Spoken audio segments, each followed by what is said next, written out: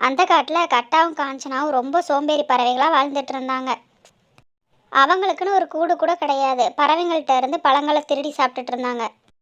கட்டாஜி கட்டாஜி, நாக்கெல்லாம் செத்து போச்சு. பழங்கள் இருந்தா ஏதாவது போய் திருடிட்டு வாங்க போங்க. பகல்ல எப்படி திருட போக முடியும்? ராத்திரி ஆகட்டும், வெயிட் பண்ணு. நைட் ஆயிருச்சு. கட்டா திருடுறதுக்காக பறந்து போச்சு. காஞ்சனா கேட்ட மாதிரியே ரோனிக்குருவி கூட்டில் கொய்யாப்பழம் இருந்தது. ஆஹா, கொய்யாப்பழத்தை தூக்கிட வேண்டிதான். திருடிட்டு பறந்து போயிருச்சு.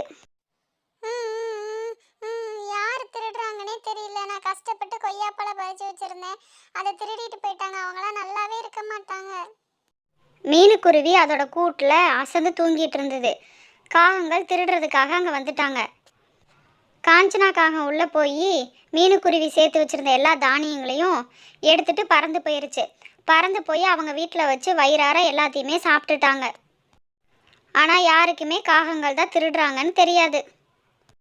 காலையில் எந்திரிச்சு பார்த்த மீனுக்குருவி தானியங்கள் இல்லாததை பார்த்துட்டு ரொம்ப கவலையாயிருச்சு. நான் கஷ்டப்பட்டு சேர்த்து வச்சிருந்த தானியங்கள் ஒன்று கூட இல்லை, யார் இப்படி திருடுறாங்கன்னு ஒன்றுமே புரியலையே. காட்டில் இப்படியே தினமும் திருடு போகுதுன்னு நினச்ச குக்கு ஒரு ஐடியா பண்ணணும் அப்படின்னு சொல்லிட்டு அவனோட நண்பன் வீட்டுக்கு போனான். நம்ம காட்டில் ஒரு சிசிடிவி மாட்டலான்னு இருக்கேன், எப்படி மாட்டிடலாமா? யார் திருடுறாங்கன்னு கண்டுபிடிக்கணும்.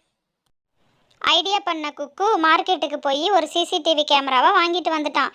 வாங்கிட்டு வந்து எல்லாருக்கும் பொதுவாக இருக்க ஒரு மரத்தில் அந்த சிசிடிவியை மாட்டிட்டான். காகங்களுக்கு இந்த விஷயம் தெரியாது. ராத்திரி ஆயிடுச்சு. காகங்கள் 2 பேரும் திருடுறதுக்காண்டி பறந்து போனாங்க. அப்போ புறாவோட கூட்டில் பழங்கள் இருக்கிறத பார்த்துட்டாங்க. உடனே காஞ்சனா காகம் அதோட வாயில் எல்லா பழங்களையும் எடுத்துட்டு வேக வேகமாக பறந்து ஓடிட்டாங்க. சீக்கிரம் பற, புறா முழிச்சுக்க வேற போகுது. பற டக்குன்னு. காலையில் விடிஞ்சிருச்சு. எல்லா பறவைகளும் ஒன்று சேர்ந்து யார் இந்த திருட்டு வேலையை பண்ணாங்கன்னு சொல்லிட்டு சிசிடிவியில் பார்த்தாங்க. அப்போ அதில் காகங்கள் தான் திருடினாங்கன்னு கண்டுபிடிச்சிட்டாங்க. அப்போ காகங்கள் இருக்கிற இடத்த நோக்கி எல்லாருமே பறவைகள் எல்லாம் பறந்து போனாங்க. பழங்களெல்லாம் நல்லா வயிறு முட்டை சாப்பிட்டுட்டு ஒரு மரத்துக்கு கீழே காஞ்சனாவும் கட்டாவும் படுத்து தூங்கிட்டு இருந்தாங்க. போதும் போதும் தூங்குனது, 2 பேரும் எந்திரிங்க, இன்னைக்கு உங்களுக்கு பரிசு இருக்கு.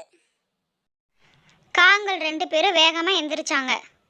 அப்போ அந்த சமயத்தை பயன்படுத்திட்ட பறவைகள் எல்லாருமே சேர்ந்து காகங்களை போட்டு அடி அடின்னு அடித்தாங்க. ஐயையோ, அடிக்காதீங்க, நாங்கள் இனிமேல் திருட மாட்டோம், இந்த காட்டை விட்டே ஓடிடுறோம்.